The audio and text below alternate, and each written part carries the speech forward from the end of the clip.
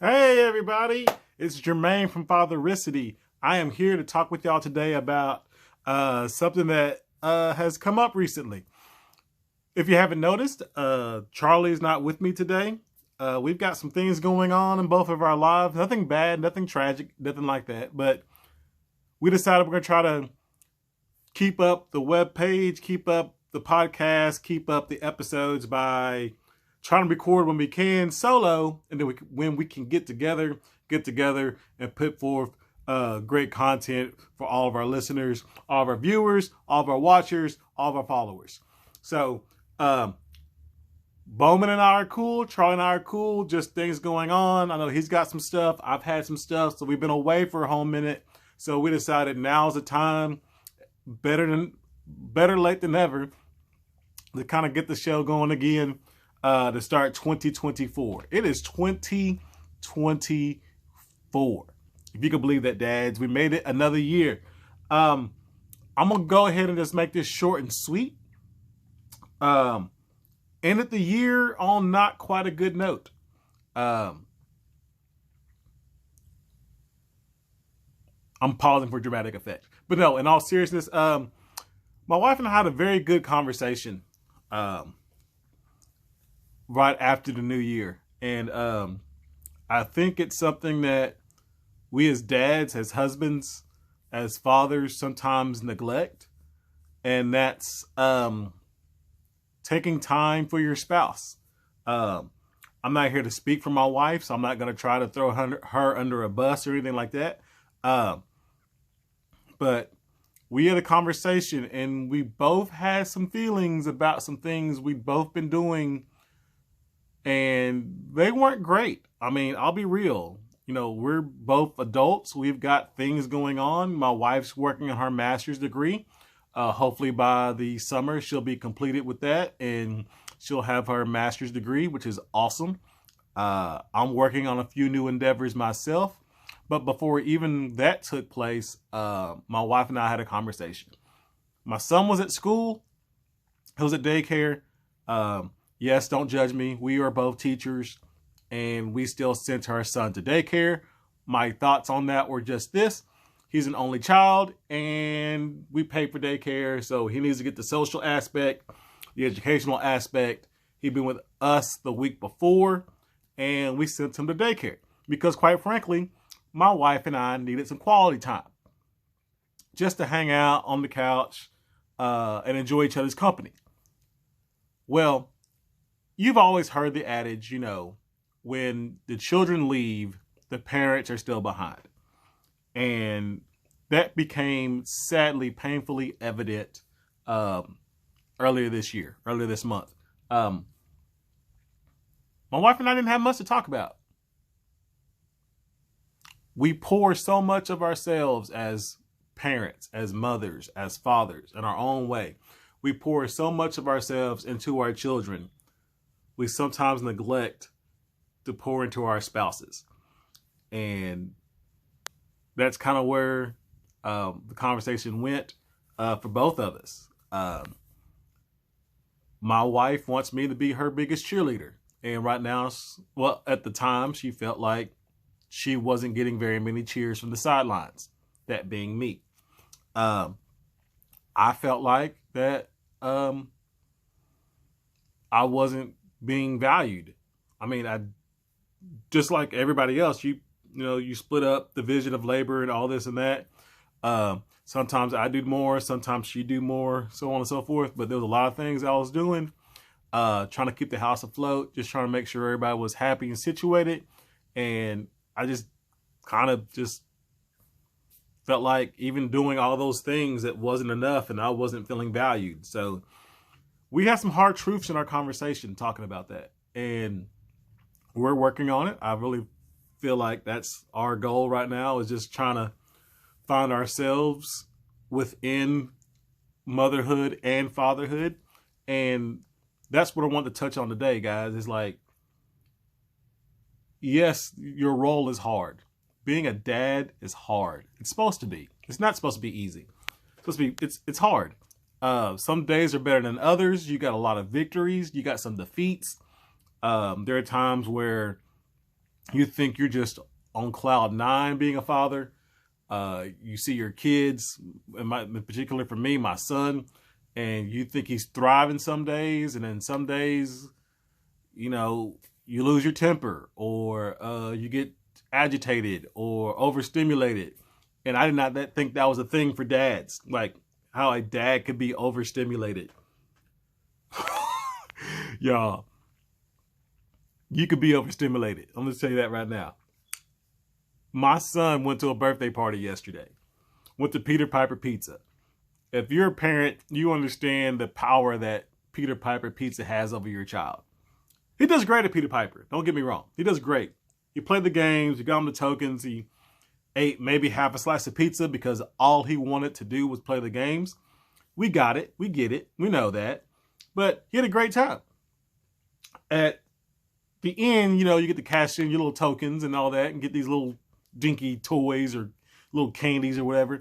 And my son got a fidget spinner. Y'all, this fidget spinner is killing me. Here's why. It's a fidget spinner, but it's one of those fidget spinners with little connection pieces that you can like bend and shape and turn and twist. Anyway,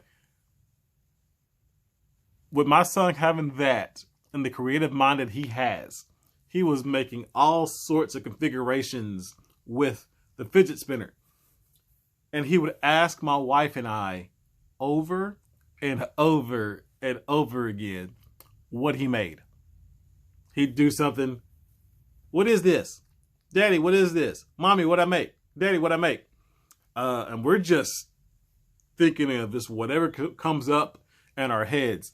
It's a fire extinguisher. It's the Millennium Falcon. It's a giraffe on fire. He'd say yes or no. Like he agreed with you. Yeah, that's what it is. I made that. I made that. I made that. Or no, guess again. And y'all, a solid hour constantly. What is this? What did I make? What is this? What did I make? What is this? What did I make? What is this? What did I make? I lost my patience. I'm not going to lie. We were eating dinner and I knew it was going to be a bad thing. And I kind of like, it was a self-fulfilling prophecy because I'm the one that said in my own head, this was not going to go well. And then something happened and I let my buttons get pushed. The buttons probably weren't even ready to be pushed, but I put myself in my head in that space, and my son doing something just made it happen faster than it should have. And we did not have a great time. It ended up okay, but it did not end up all that great, especially in the middle of our dinner before we got home. So, yeah. But I say all that again to say this, like, you invest so much in your kids, and my wife was wearing the frustration on her face. I was obviously frustrated. And we pour in so much in our kids, but we've got to remind ourselves, hey, we have a partner. We have a wife. Our kids have a mom that is there to love our children as much as we do. Maybe even more. And they need that recognition. They need to be told that they're doing an awesome job, that they're an awesome mom. Not only when the kid isn't around, but especially when your children are around. Build up your partner. Build up your spouse. I'm telling you, it has done such a great thing for us in this short amount of time since we had our little conversation. I'll tell my wife she's beautiful in the presence of my son. I give her big old hugs. I celebrate her. I try my hardest each and every day. He gets very jealous. If I'm, hugging my wife and giving her kisses and telling her I love her, he will come up to us and say, I want my hug too. Where's my hug? So he recognizes it. But put forth the same kind of effort in your marriage as you do in your kids. I'm learning that lesson hard right now. I know one day my son's going to leave this house. He's not going to be here forever. I pray he will not be here forever in this house. I want him to go out into the world and do great things. Don't get me wrong. I love my son. I want him to go out and do great things. But once he's gone, my wife is still here. Now, is my wife going to be my wife? Or is my wife going to be my roommate and a stranger and somebody I hardly ever talk to anymore? That's the thing you got to think about, dads.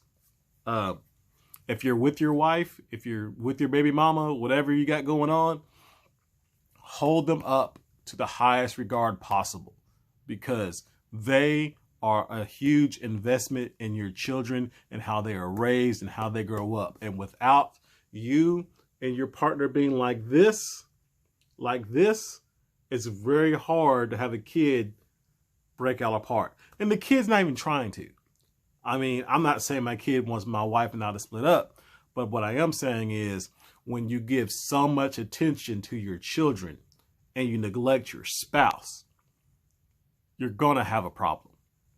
So, dads, I encourage you right now at this time, if you're listening to this podcast, if you're watching this on TikTok, if you see a clip and you're wondering, what is this dude rambling on about?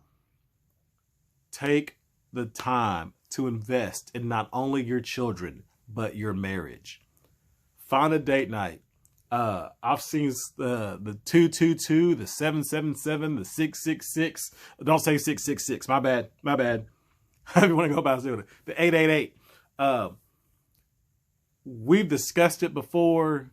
It hasn't really worked out for us, but I am trying to be more intentional at finding times where we can step away as husband and wife, away from our son, and put him in a great environment to where he's safe and taken care of, but we can focus on ourselves for a little while.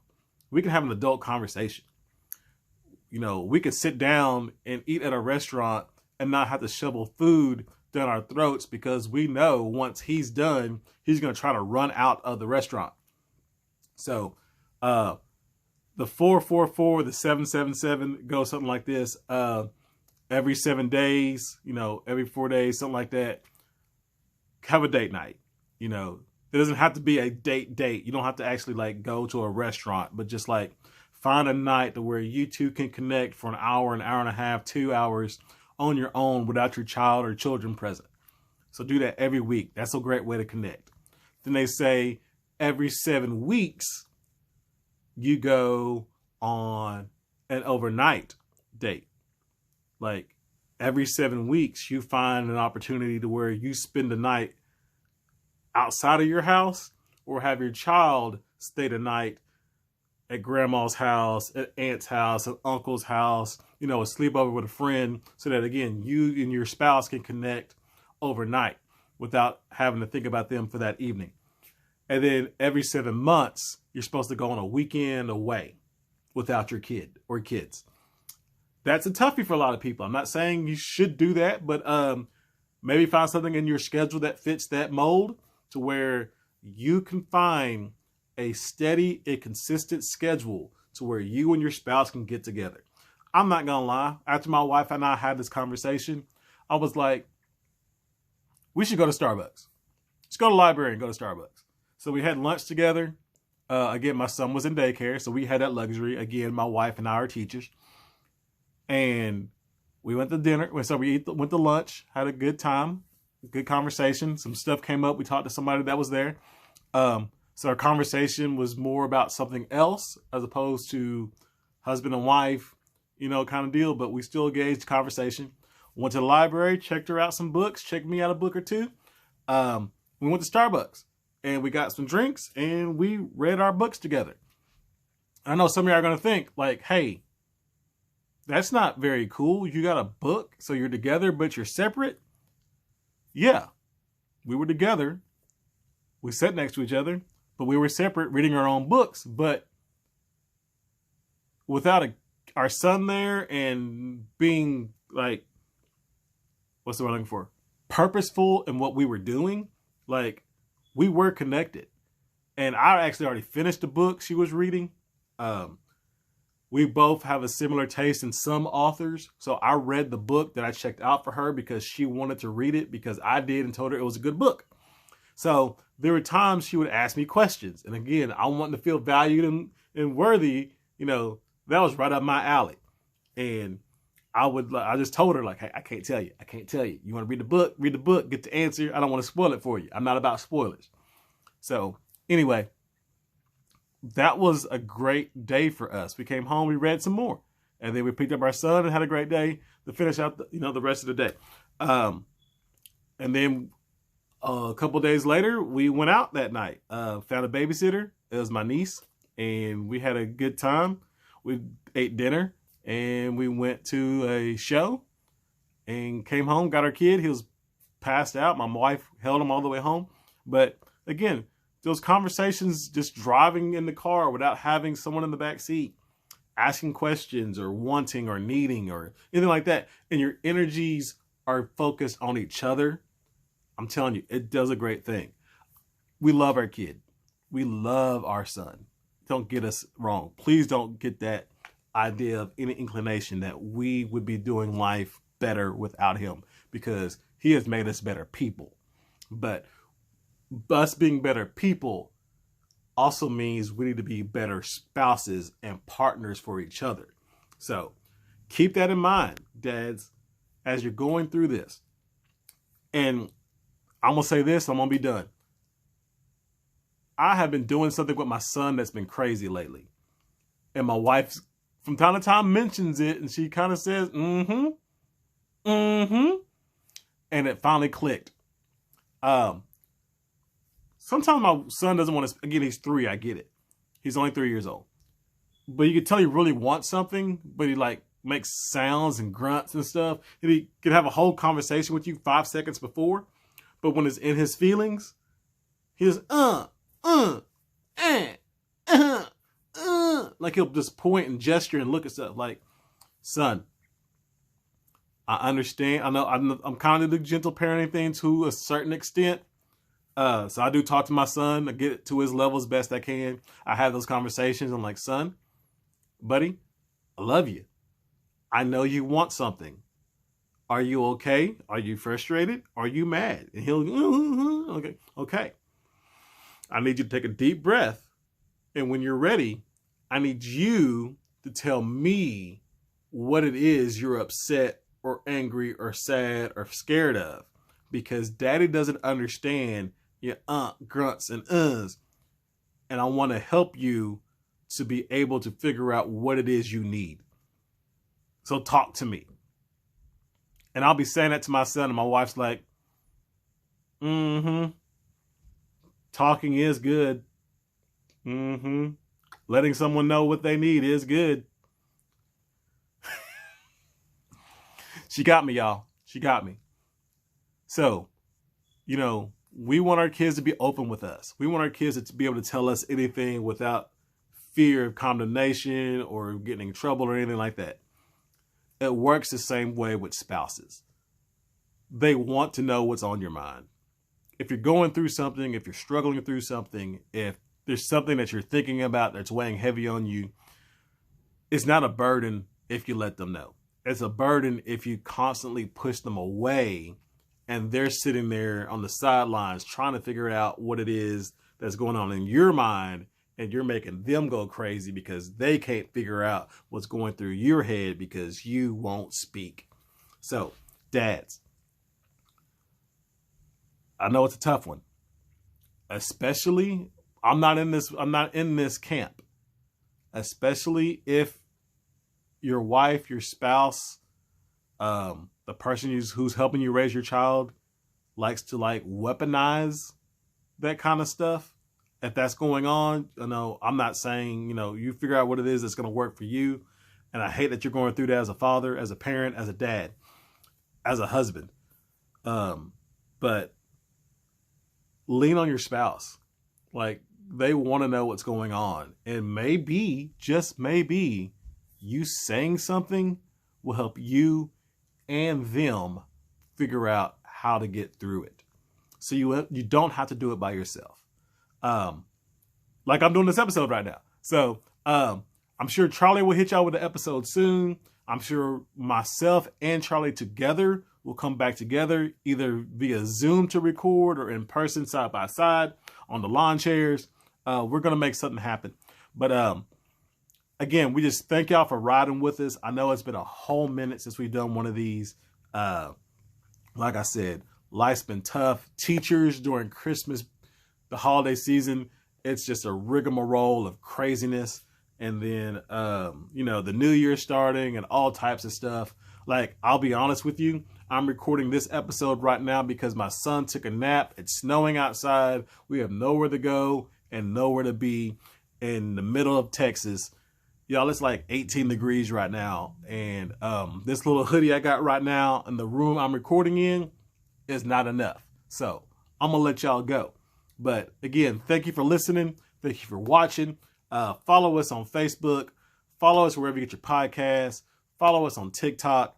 Follow us on Facebook. I got a Facebook page, Fathericity Podcast on Facebook. Find it. Me and Charlie post things from time to time. We post episodes there, YouTube clips there, TikTok clips there. So, just give us a follow. Give us a shout. If you have any ideas for future shows, send us a message.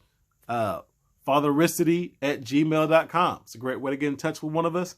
We love to answer questions, love for insight, trying to get to where we can interview other dads about different topics. So if that's you, if you're watching right now and you're like, hey, I want to be on an episode, I can call in.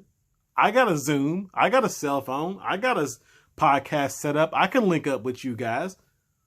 Come on in, man. Let's make it happen.